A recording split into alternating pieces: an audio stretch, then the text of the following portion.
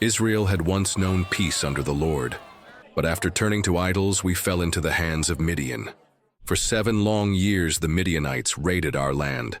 Like swarms of locusts, they came with camels and armies, stripping our fields bare, stealing our livestock, and leaving us hungry and afraid. We hid in caves, trembling in the dark.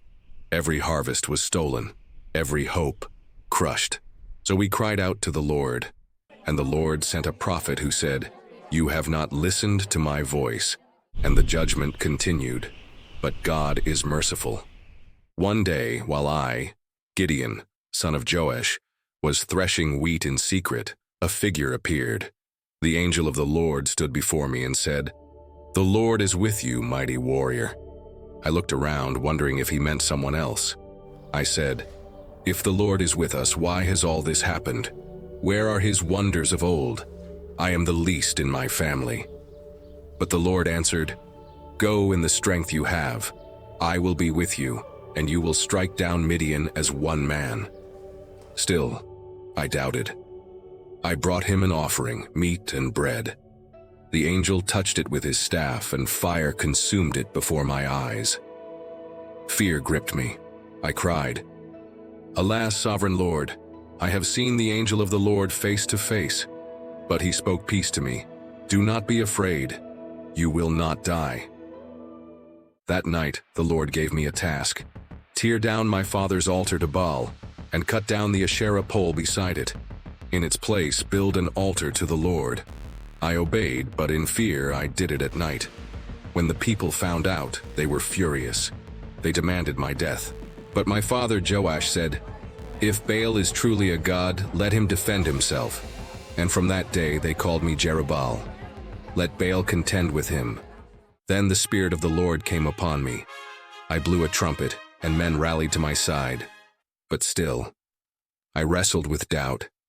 So I prayed, "Lord, if you will save Israel by my hand, let the fleece be wet with dew while the ground stays dry." And it was so.